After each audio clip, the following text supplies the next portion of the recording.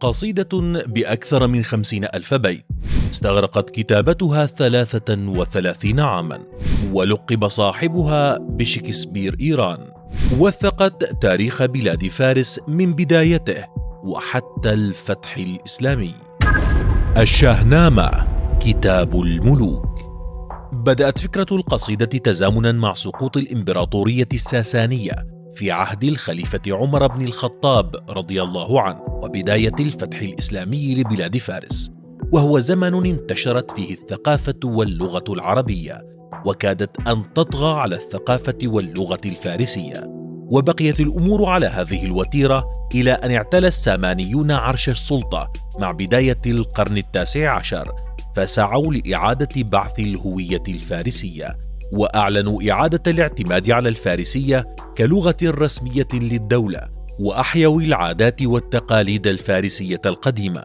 ومن هنا ولدت فكرة الشاهنامة، كتاب يحتفي بملوك فارس ومؤسسيها، ويختصر تاريخ البلاد القديم، يروي قصة 4000 سنة عاشتها الأمة الفارسية منذ فجر التاريخ وحتى الفتح الإسلامي.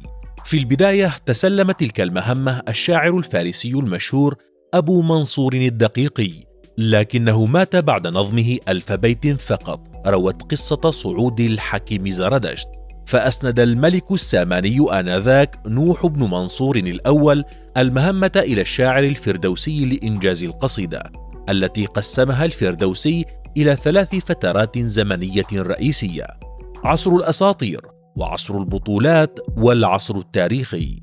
ففي عصر الأساطير تحدثت قصيدة شاهنامة عن خلق العالم، وعن قصة أول رجل يصبح ملكا في تاريخ البشر، وهو الملك كيومرث، وأوردت قصصا عن حفيد هذا الملك الذي اكتشف النار، وشخصيات أسطورية كثيرة لها مكانة في الثقافة الإيرانية إلى اليوم.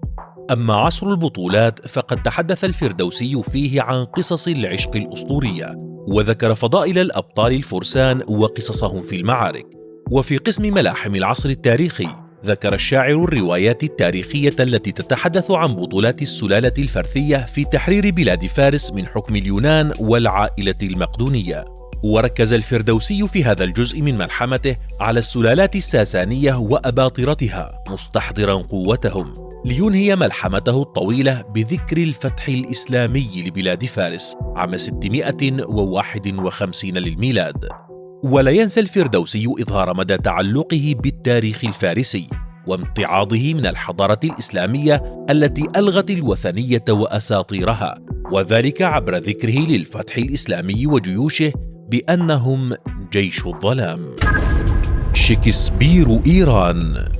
صاحب القصيدة هو الشاعر الفارسي أبو القاسم الفردوسي، الذي بدأ عام 977 للميلاد بتنفيذ ملحمته الشعرية، ليمضي حوالي 33 عاما في كتابتها، وأنهاها وهو بعمر 71، تحديدا في 8 مارس عام 1010، ثم توفي عام 1020 ليدفن في مسقط رأسه مدينة طوس، تاركا خلفه أطول قصيدة كتبها بشري قط، إذ تتضمن 62 قصة موزعة على 990 فصلا بحدود 60,000 مقطع شعري، وبذلك تتربع الشاهنامة على عرش أطول قصيدة شعرية في تاريخ الأدب. وبمقارنتها بملحمة هوميروس فهي أطول منها ب7 أضعاف، لذلك لقب صاحبها بشكسبير إيران.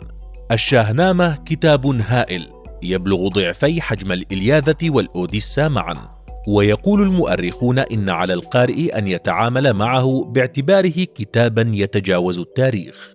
وقد كتبت الشاهنامة بالفارسية التي ما تزال منطوقة في إيران إلى اليوم، ما يجعلها مفهومة لدى الإيرانيين رغم مرور أكثر من 1000 عام على كتابتها، كما أن رسومها تستطيع إيصال المقصد دون أن يكون القارئ ملما باللغة الفارسية. فما رأيك بقصة الشاهنامة؟